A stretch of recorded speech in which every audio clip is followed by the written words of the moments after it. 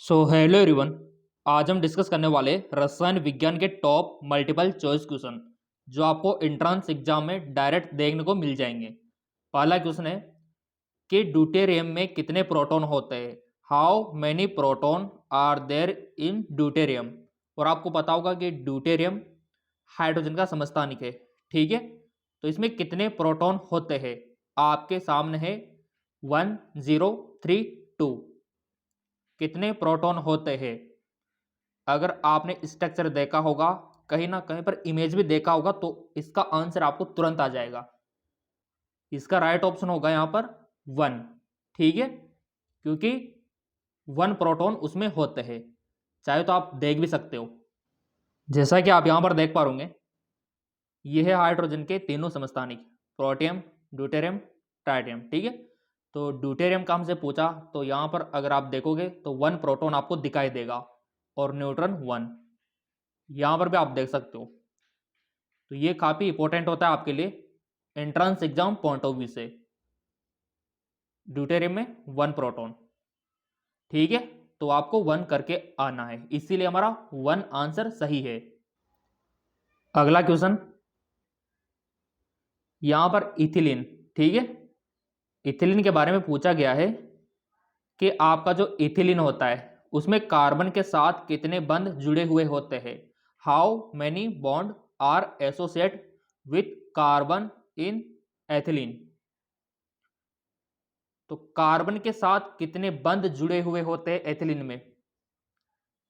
तो सबसे पहले तो आपको इथिलीन की संरचना आना चाहिए कि इथिलीन का सूत्र कैसे लिखा जाता है, इसको संरचना सूत्र में कैसे रिप्रेजेंट करते हैं। उसी के बाद आप बंध के बारे में बता पाओगे। तो बताइए। देखो, आप अपने मन में सिलेक्ट कर लिया करो कोई भी आंसर। आंसर तो हम बताएंगे सही सारा, बट आप कोशिश किया करो पहले आंसर देने की। तो इथिलीन में कार्बन के साथ 4 बंध जुड़े हुए होते हैं। अब जिनको नहीं आया होगा वो तो कंफ्यूज हो गए होंगे, सर 4 कैसे। तो चलो मैं आपको एक्सप्लेन कर देता हूं। जैसा कि आप यहां पर देख पा रहे होंगे, ये आपका इथिलीन, ठीक है। तो इथिलीन में यह है आपका कार्बन, और हमसे पूछा गया है कि कार्बन कितने बंधों से घिरा हुआ होता है, कितने बंध जुड़े हुए होते हैं। तो यहां पर 1 2 3 4, 4 बंधों से जुड़ा हुआ है। 1 2 3 4, ठीक है, गिन सकते हो। तो इसीलिए हमारा राइट ऑप्शन 4 आंसर होगा, क्योंकि 4 बंधों से जुड़ा हुआ है। सो राइट ऑप्शन इज 2, ठीक है, 4 आंसर। अगला, आंखों की बीमारी किस विटामिन की कमी के कारण होती है। बताओ। Eye disease cause by the deficiency of vitamin. और मैंने आपको विटामिन का वीडियो अच्छे से अवेलेबल करवा रखा है, ठीक है ना।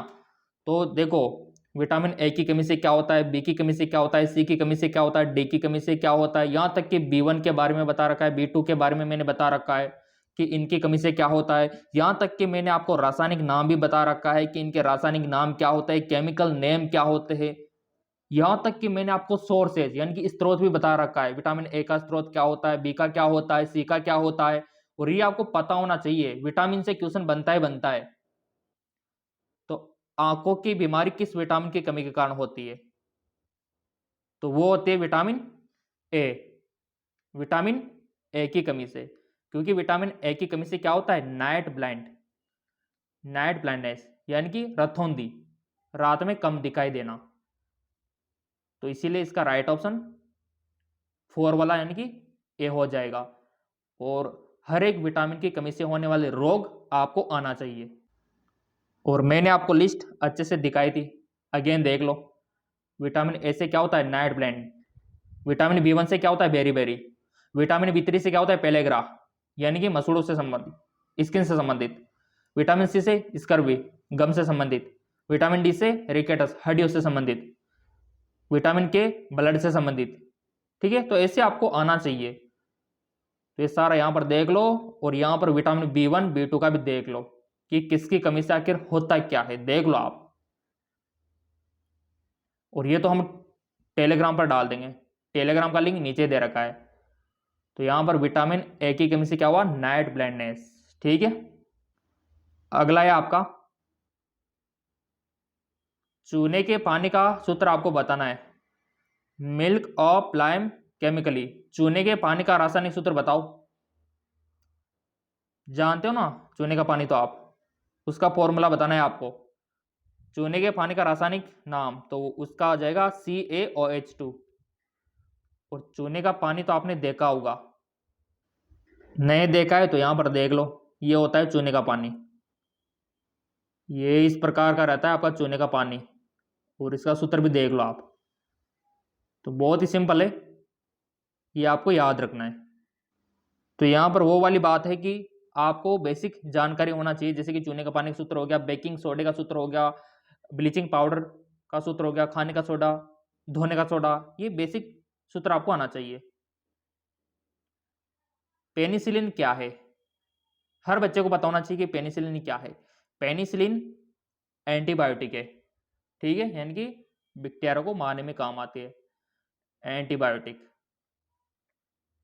प्राथमिक एल्कोहल कौन सा है, विच इज प्राइमरी एल्कोहल, पढ़ रखा है आपने, primary secondary tertiary, 1 degree 2 degree 3 degree सब पढ़ रखा है। पढ़ रखा है तो बताओ प्राथमिक एल्कोहल कौन सा है, which is primary alcohol, which is primary alcohol. तो सिंपल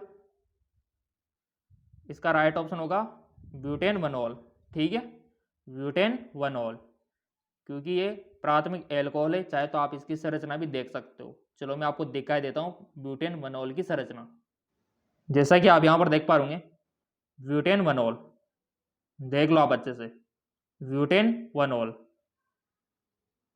ये होता है आपका प्राथमिक एल्कोहल, क्लियर। अगला है आपका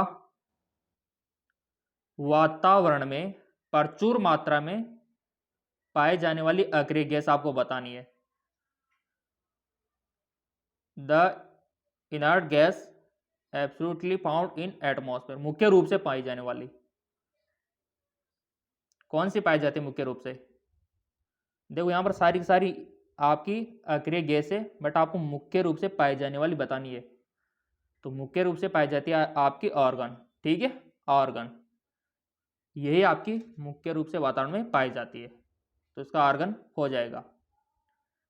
अगला है हमारा गैस स्थिरांक R स्थिर होता है, the gas constant R is constant, यानी कि जो गैस स्थिरांक है ना R स्थिर होता है, किसके लिए होता है स्थिर, केवल वास्तविक गैस के लिए, केवल आदर्श गैस के लिए, आदर्श वास्तविक दोनों के लिए, न तो आदर्श के लिए और न वास्तविक के लिए, बताओ। तो देखो विद्यार्थियों, आपका जो गैस स्थिरांक R है वो स्थिर किसके लिए होता है, केवल आइडल गैस, आदर्श गैस के लिए ही स्थिर होता है। अब चाहे तो आप इसका फॉर्मूला भी देख सकते हो कि कैसे होता है आदर्श गैस के लिए, चलो दिखा देता हूं।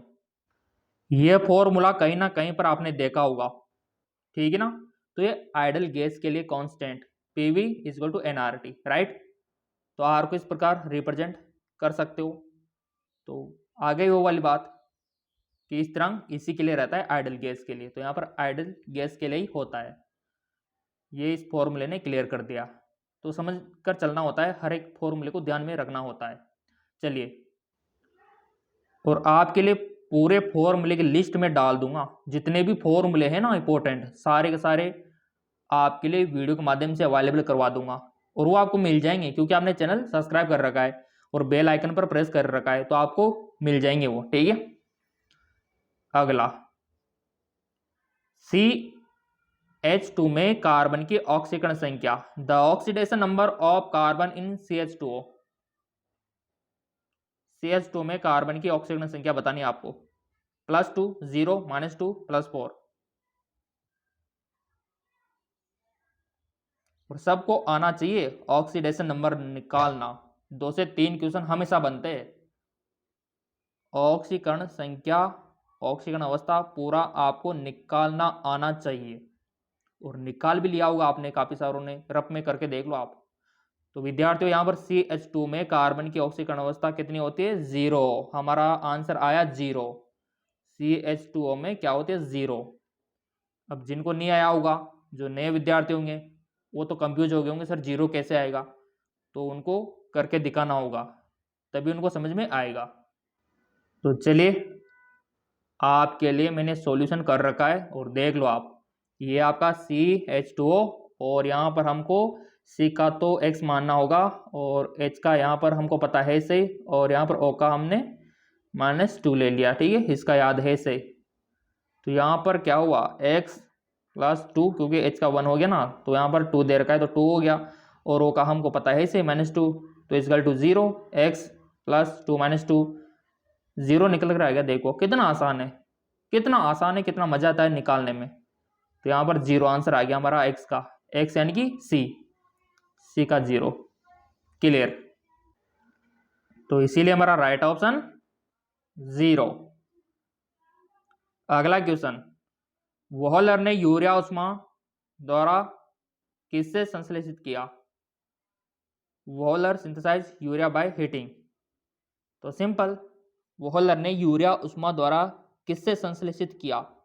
तो उन्होंने किया अमोनियम साइनाइड से, याद रखना अमोनियम साइनाइड से, ammonium cyanide.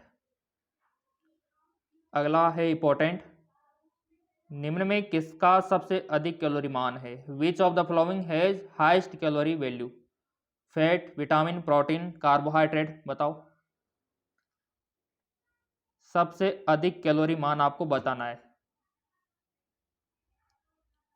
Fat, vitamin, protein, carbohydrate. तो सबसे अधिक कैलोरी मान होता है फैट का। किसका? फैट का। याद रखना है आपको, ये क्वेश्चन काफी बार पूछा गया है। निम्न में से कौन सा एक अणुसंख्यक गुणधर्म है? तो यहां पर ये भी नहीं है, क्वथनांक भी नहीं है, हेमांक भी नहीं है, गलनांक भी नहीं है।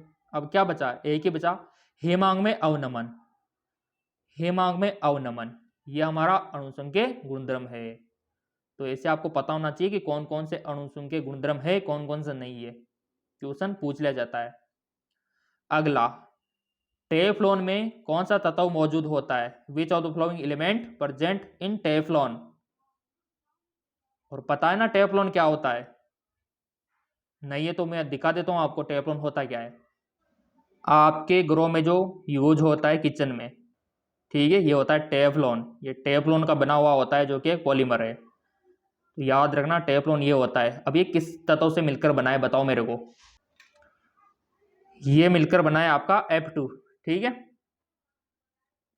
F2, क्योंकि टेफ्लॉन है तो राइट ऑप्शन फर्स्ट वाला हो जाएगा F2। अगला क्वेश्चन, निम्न में से कौन सी धातु कॉपर सल्फेट विलयन से कॉपर को हटा सकते, विस्थापित कर सकती है? जिनको पता होगा सक्रियता श्रेणी के बारे में वो कर देगा इसको। कौन सी धातु कॉपर सल्फेट विलयन से कॉपर को विस्थापित कर सकती है? वह है फेरस।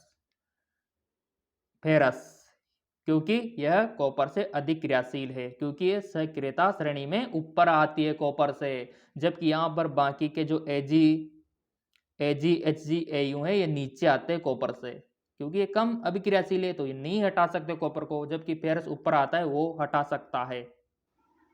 सो मैं आपसे कहना चाहूंगा ये सक्रियता श्रेणी बहुत इंपॉर्टेंट है आप लोगों के लिए, 100% क्वेश्चन और काफी सारी जगह काम आती है। सबसे अधिक अभिक्रियाशील पोटेशियम, फिर सोडियम, फिर कैल्शियम, यानी कि ये अधिक से कम की ओर क्रम जमा हुआ है।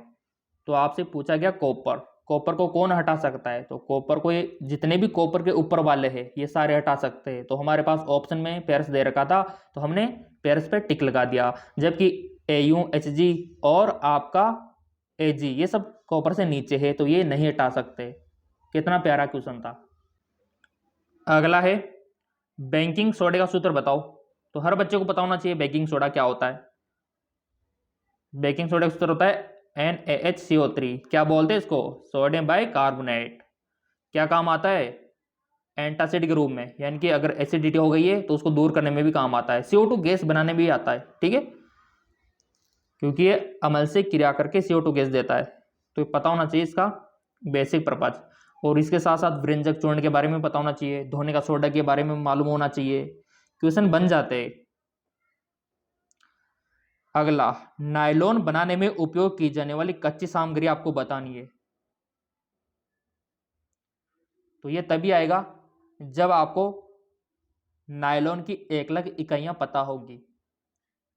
और मैंने आपसे बोला था कि एकलक इकाइयां याद कर लेना, चाहे वो आपका पीवीसी हो, चाहे वो आपका रबर हो, है ना, चाहे आपको पॉलीथीन हो, सबका एकलक पता होना चाहिए। तो नायलॉन का क्या होता है एकलक, किससे मिलकर बना होता है? वही इसकी कच्ची सामग्री है। तो ये मिलकर बना है adipic acid, adipic acid, adipic acid. तो राइट ऑप्शन एडिपिक एसिड हो जाएगा। ठीक है, एडिपिक एसिड। अब जिनको समझ में नहीं आया होगा उनको डायग्राम दिखा देता हूं मैं। सो यहां पर आपका जो नायलॉन है, देखो ये किस किस से मिलकर बना है, एडिपिक एसिड और हेक्सामेथिलीन। ये दो याद रखने होंगे आपको। अगर ऑप्शन में ये नहीं दे रखा होगा तो इस पर टिक लगाना है, क्योंकि इन दोनों से मिलकर क्या बनता है, नायलॉन। और नायलॉन, नायलॉन का क्या क्या आइटम आता है मार्केट में, वो आता है आपका इस प्रकार का। इस प्रकार के धागे नायलॉन के बने हुए होते हैं, काफी मजबूत होते हैं। ठीक है, तो ये नायलॉन के बने हुए होते हैं। ठीक, अगला ग्रेफाइट। ग्रेफाइट है सुचालक, उष्मा का कुचालक, विद्युत का कुचालक, या फिर उष्मा का सुचालक। जानते हो ना ग्रेफाइट क्या होता है? बचपन में आपने पेंसिल से लिखा होगा, तो उसके आगे जो हिंट होता है, चलो मैं दिखा देता हूँ आपको। यहाँ पर आप देख सकते हो, यह है आपका ग्रेफाइट। ये पेंसिल के आगे नुक देख रहे हो ना आप ब्लैक सा, ये इसका ग्रेफाइट ही तो है। तो इसके लक्षण आपको बताने हैं, क्या ये विद्युत का सुचालक होता है, उष्मा का होता है, यही नॉलेज आपसे पूछी जा रही है। तो अब बताओ चारों में से कौन सा सही है? ऑब्वियसली बात है, उष्मा का सुचालक। ठीक है, उष्मा का सुचालक। और आपको पता है विद्युत का भी क्या होता है, ये चालक होता है। लेकिन यहाँ पर विद्युत चालक ऑप्शन दे नहीं रखा, यहाँ पर तो कुचालक दे रखा है, तो इसीलिए हमने नहीं किया। तो उष्मा का क्या होता है, सुचालक, सुचालक। ठीक है, गुड कंडक्टर ऑफ हीट। अगला क्वेश्चन, सर्वाधिक मीठी शर्करा है, द स्वीटेस्ट शुगर। सबसे मीठी शर्करा कौन सी है? Lactose, fructose, glucose, sucrose. बताओ कौन सी है, तुरंत बताओ, डायरेक्ट क्वेश्चन बन सकता है ये। तो सबसे मीठी शर्करा है फ्रैक्टोज। याद रखना विद्यार्थियों, फ्रैक्टोज सबसे मीठी शर्करा है। एग्जाम में आ जाए तो फ्रैक्टोज करके आना है आपको। ओलियम का सूत्र आपको बताना है, ओलियम का सूत्र केमिकल है। और ओलियम का आपने देखा होगा आपकी एनसीईआरटी में। ओलियम किसको बोलते हैं हम? ओलियम का सूत्र होता है जिसमें H2 Sp2 और 7, ये होता है आपका ओलियम। और ये दे रखा है आपके फर्स्ट वाले ऑप्शन में, तो यही सही होगा। ठीक है, अगला है आपका ब्रोमीन और KOH के साथ एसिटामाइड की अभिक्रिया कराओ आप। ब्रोमीन, KOH और एसिटामाइड, ठीक है, इनकी क्रिया कराओ तो क्या बनेगा, करा के देखो, देखिए क्या बनता है।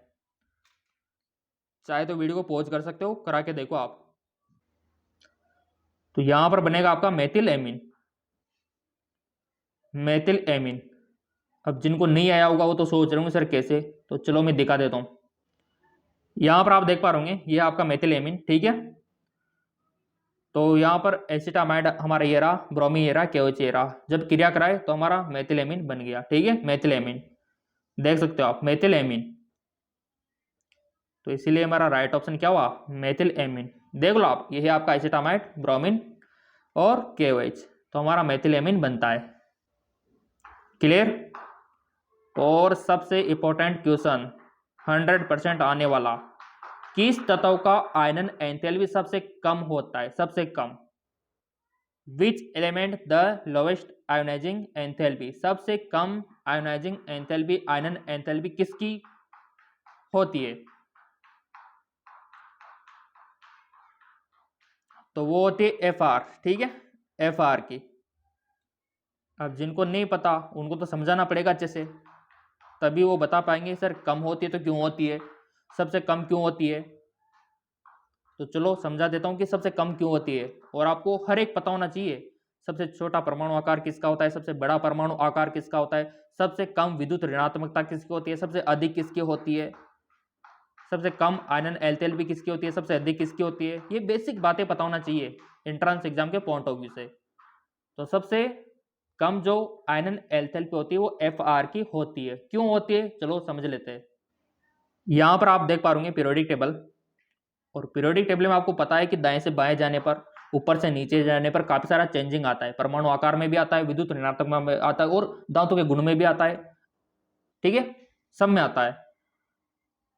तो यहां पर जब नीचे से ऊपर जाते हैं तो विद्युत यहां पर जो आयोनाइजिंग यानी कि आयनन एल्थैल्पी है वो बढ़ती है नीचे से ऊपर जाने पर, और दाएं से बाएं जाने पर भी बढ़ती है। तो कहने का मतलब ये हुआ, यानी कि नीचे से ऊपर जाएंगे तो बढ़ेगी, तो नीचे नीचे का कम रहेगा, ये भी सही है। और दाएं से बाएं जाएंगे यानी कि इधर से इधर की ओर जाएंगे तो बढ़ेगा, यानी कि सबसे कम इस एरिया में है। तो यहाँ पर एरिया भी तो यार Fr ही तो आ रहा है, देखो ना आप, सिंपल, क्योंकि ये सबसे नीचे है यहाँ पर, और ऊपर जाएंगे तभी हमारी आयनन एल्थैल्पी बढ़ेगी, और इधर से इधर जाएंगे तभी बढ़ेगी। तो सबसे कम बेचारे Fr का है। अगर आपसे क्वेश्चन यूं पूछ लिया जाए कि सबसे अधिक आयनन एल्थैल्पी किसकी होती है, सबसे अधिक, तो सिंपल सी बात है, नीचे से ऊपर जाएंगे तो बढ़ेगी। ठीक है, तो नीचे से ऊपर चल गए, बढ़ गई। ठीक है, अब दाएं से बाएं जाएंगे तो भी बढ़ेगी, डबल। तो कौन आ रहा है, दाएं से बाएं चलेंगे तो यहां पर हीलियम आ रहा है, नीचे से ऊपर चलेंगे तो हीलियम आ रहा है। तो बात वही है, किस पर, हीलियम। वेरी गुड, सबसे अधिक हीलियम की होती है, सबसे कम इसकी होती है, सबसे अधिक इसकी होती है, यानी कि इधर से इधर जाएंगे तो बढ़ेगा, सिंपल। तो कितना आसान है। तो इसीलिए हमारा राइट ऑप्शन सबसे कम के लिए ये हुआ, और अधिक के लिए हीलियम आएगा। अब काफी सारे विद्यार्थी बोलते हैं कि सर पीडीएफ चाहिए हमको। तो देखो विद्यार्थियों, एमकेएस एकेडमी ऐप डाउनलोड कर रखा हुआ है या फिर टेलीग्राम को फॉलो कर रखा हुआ, तो वहां पर मिल जाएगा, लिंक नीचे दे रखा है डिस्क्रिप्शन में।